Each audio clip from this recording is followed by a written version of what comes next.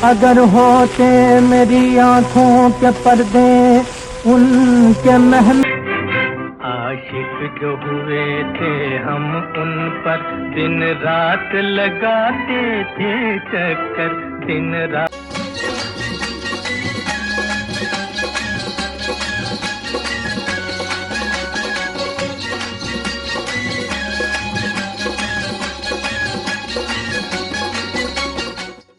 Hello friend, great legend channel में आप सभी का स्वागत है और मैं हूं आपके साथ कल्पना चौहान। आई होप आप लोग सब अच्छे होंगे। और आज हम एक ऐसी शख्सियत के बारे में बात करने वाले हैं जिसने अपनी आवाज़ का जादू सब जगह बिखेरा। और आज वो शख्सियत बेशक हमारे बीच में नहीं है, लेकिन उसकी आवाज़ का जादू हमारे बीच आज भी है।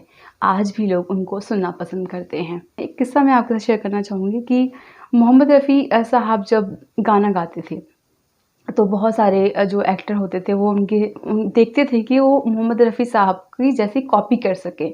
और इसलिए वो सेट उनको जाके देखते थे कि मोहम्मद रफ़ी साहब जब गाना गाते हैं तो किस अंदाज में गाते हैं।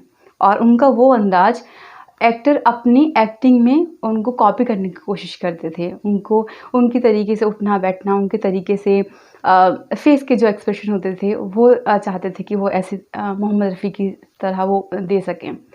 और लेकिन आज जो मैं आपके साथ बात शेयर करने वाली हूँ वो ये है कि मोहम्मद रफ़ी साहब ने आखिर एक्टिंग और म्यूज़िक डायरेक्शन में अपना करियर क्यों नहीं बनाया। चलिए जानते हैं। मोहम्मद रफ़ी साहब के आप किसी भी गीत को सुने, आपको उस गीत में एक्टिंग नज़र आएगी। पर्दे पर अभिनय करने वाले कलाकार के हूबहू अंदाज में गाने में जिस तरह की महारत रफ़ी साहब को हासिल थी, वैसी किसी और गायक की गायकी में नज़र नहीं आती।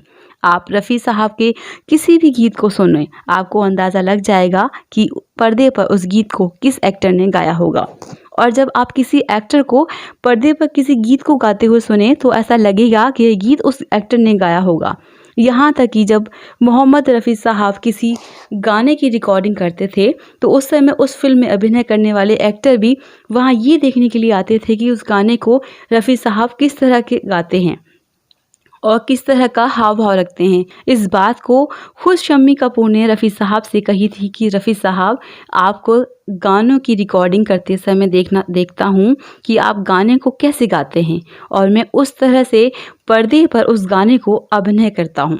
अजी ऐसा मौका फिर कहाँ मिलेगा, हमारे जैसा दिल कहाँ मिलेगा। लेकिन इसके बाद भी रफ़ी साहब ने एक्टिंग को करियर नहीं बनाया। इस तरह से उन्होंने म्यूज़िक डायरेक्शन में भी हाथ नहीं आजमाया। इस वीडियो में आपको भी इसी बारे में बताने वाली हूँ, इसलिए आप इस वीडियो को अंत तक देखें। इस वीडियो को शुरू करने से पहले एक अनुरोध करना चाहूँगी कि अगर आपने इस चैनल को सब्सक्राइब नहीं किया है तो ज़रूर सब्सक्राइब कर लें।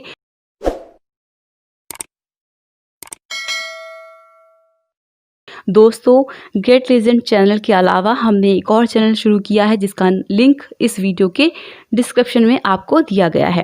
क्लासिक एरा नाम का ये चैनल भी सिनेमा और अन्य क्षेत्रों की महान हस्तियों को समर्पित है।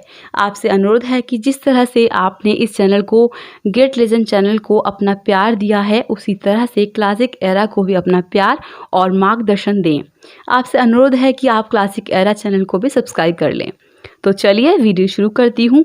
मोहम्मद रफ़ी गायकी के सरताज थे और आज भी अपने सुरीली नगमों के कारण करोड़ों दिल पर राज कर रहे हैं।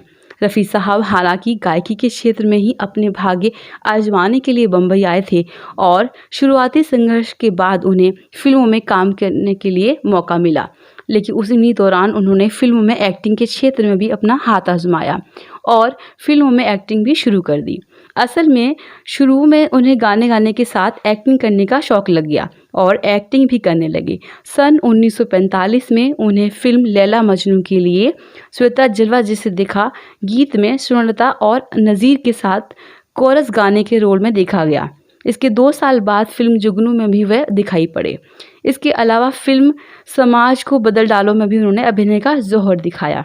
अगर होते मेरी आंखों के पर्दे उनके आशिक जो हुए थे हम उन पर दिन रात लगाते थे चक्कर, दिन ये पर्दा भी उठ जाता और कोई देख ना पाता, हाँ ये पर्दा भी उठ जाता और कोई देख ना पाता।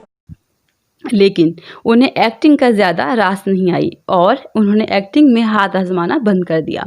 रफ़ी साहब ने उस समय की एक प्रसिद्ध पत्रिका को एक इंटरव्यू में ये बात बताई थी कि रफ़ी साहब ने इंटरव्यू में कहा था कि जब फिल्मों में मुझे गाने के मौका मिलने लगे तो उन्होंने उन्हीं दिनों से फिल्मों में काम करने का शौक़ चढ़ा। और लेकिन सच पूछिए तो मुंह पर चूना लगाना मतलब मेकअप करना मुझे अच्छा नहीं लगता था।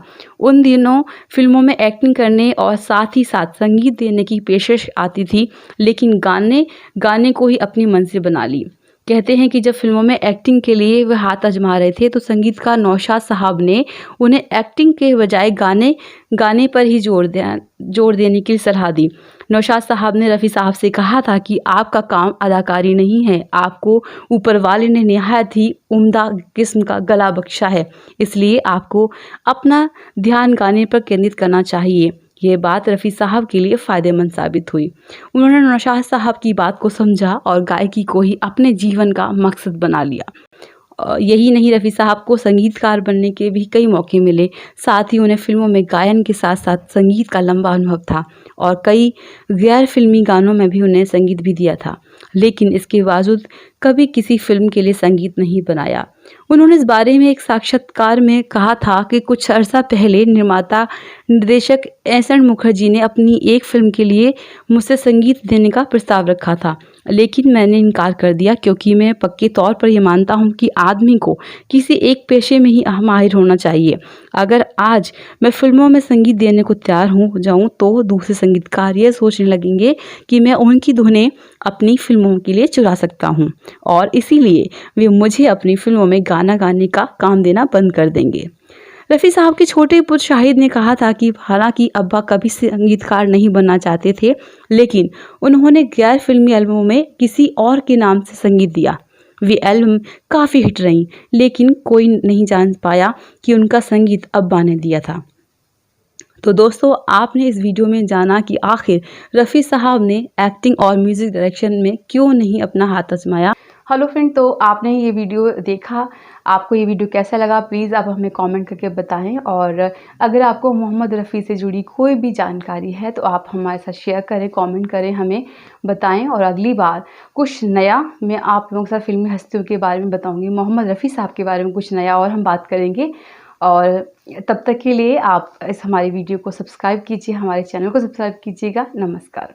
अगर होते मेरी आँखों के पर्दे उनके महल, आशिक जो हुए थे हम उन पर दिन रात लगाते थे चक्कर, दिन रात। अगर होते मेरी आँखों के पर्दे उनके महल, आशिक जो हुए थे हम उन पर दिन रात लगाते थे चक्कर, दिन रात।